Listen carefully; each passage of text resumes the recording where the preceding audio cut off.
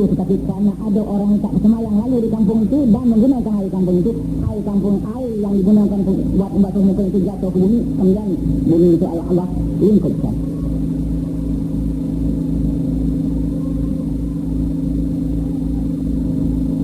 Demikian yang berlaku dan Allah perlihatkan dalam sejarah karena mengisahkan pada manusia agar jangan mereka meninggalkan semayang.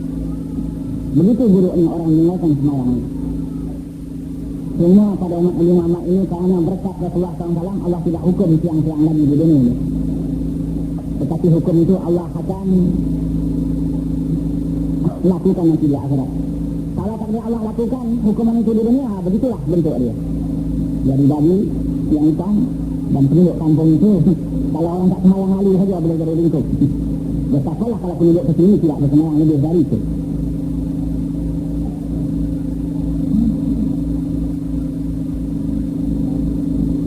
Oleh yang demikian para hadirin yang senang kita bersemayang, sebab kita ni hamba Allah, mestilah kita menyembah Allah. Karena syukur yang kita ini telah dijadikan oleh Allah Subhanahu Wa Taala. Jadi kalau kita sudah tidak bersemayang kepada Allah, artinya kita ini orang yang paling takabur.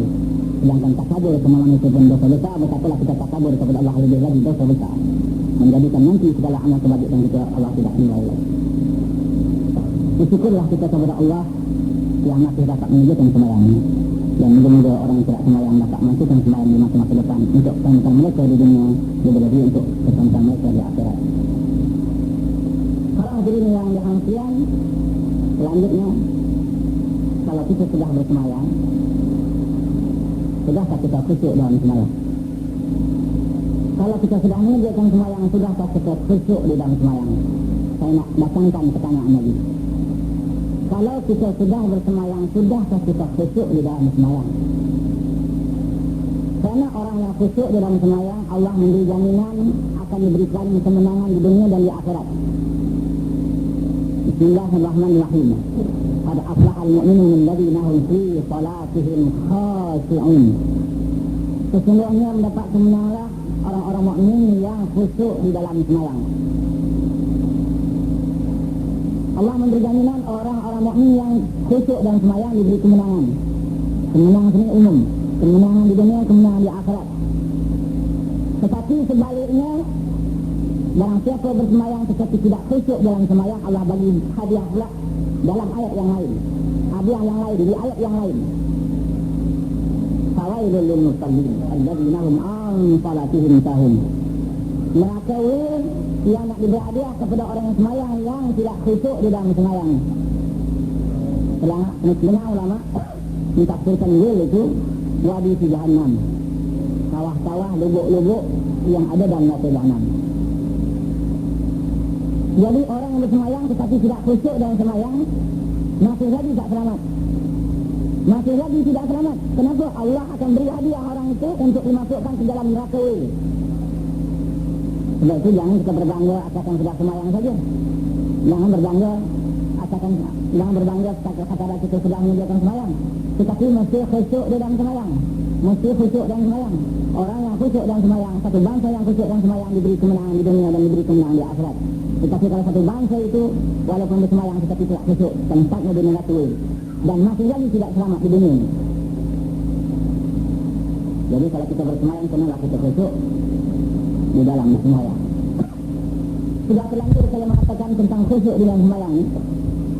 Saya nak teruskan sedikit huraiannya untuk jelas kepada kita supaya kita dapat membaiki semayang kita. Jangan kita bersemayang takat yang ada itu, jangan hanya berprasati seperti yang sedia ada itu. Orang bersemayang ini ada 5 peringkat para hadirin yang dirahmati sekalian. Orang yang bersemayang ada 5 peringkat. Ataupun semayang itu ada 5 peringkat. Saya nak cuba uraikan secara ringkas setiap peringkat ini, kemudian cuba buat kepada diri kita di peringkat yang mana. Peringkat yang diterima semayang kita atau peringkat yang ditolak semayang kita. Peringkat selamat atau peringkat tidak selamat. Jadi semayang ada 5 peringkat. Peringkat yang pertama, orang yang bersemayang secara jahil. Dia mau bersemayang, suka bersemayang, tapi jahil, tak belajar ilmu semayang.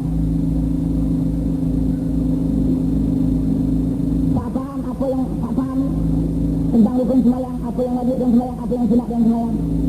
Tak faham tentang sah baca tentang sembahyang, tapi dia bersembahyang, suka bersembahyang. Rukuk sujudnya tak kena, bacaan tak kena.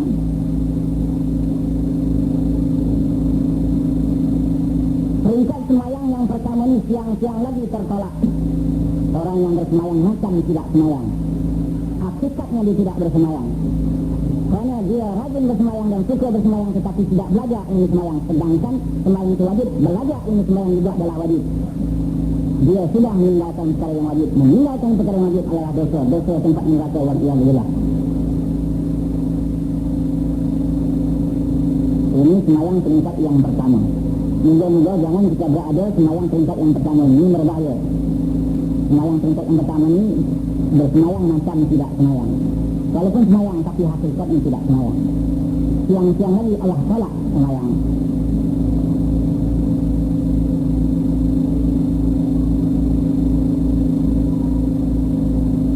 Sembahyang peringkat yang kedua, orang yang bersembahyang ada ilmu sembahyang, tahu tentang syarat hukumnya, sah bacanya, wajib sunatnya, rukuk sujudnya betul, bacaannya betul, tetapi dia bersembahyang hatinya lalai dalam sembahyang.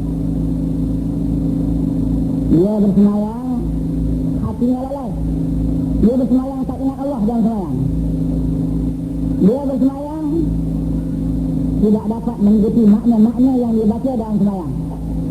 Dia bersembahyang hatinya mengingat pejabat, mengingat rumah, mengingat dunia, bermacam-macam dia ingat di dalam sembahyang.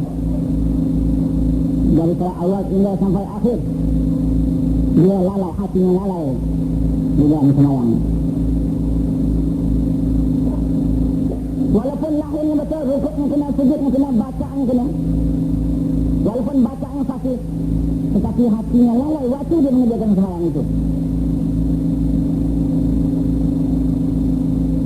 Sembahyang peringkat yang kedua ini Allah nak bagi hadiah. Sebenarnya yang saya nyatakan tadi, saya nak baca ayatnya. Fawailul lil musallin alladzina hum an salatihim sahun. Mengetahui nak diberi hadiah kepada orang yang sembahyang yang lalai dalam sembahyangnya. Jadi peringkat sembahyang yang kedua masih lagi tidak selamat. Kenapa? Lahirnya baik tetapi batinnya jahat. Lahirnya kemas tetapi batinnya rosak. Dia bersembahyang mempertahankan syariat lahir semata-mata tetapi syariat batin yang tidak ada. Dia mempertahankan fiqh saja tetapi tasawuf yang tidak dibawa dalam sembahyang. Menjadikan dia sembahyang lalai hatinya dalam sembahyang. Dia dapat neraka. Jadi peringkat sembahyang yang kedua masih tak selamat. Tetapi yang paling tak selamat awal-awal tolak peringkat yang pertama tadi.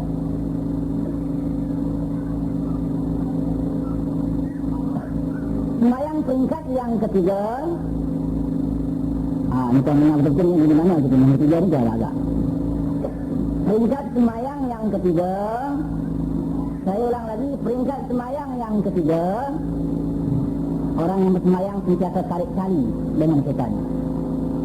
Setan lalaikan, dia mengingat. Dia tidak mengingat, setan cuba lalaikan. Setan cuba goda sampai dia terlupa. Supaya dia lalai dalam sembahyang, dia cuba ingat.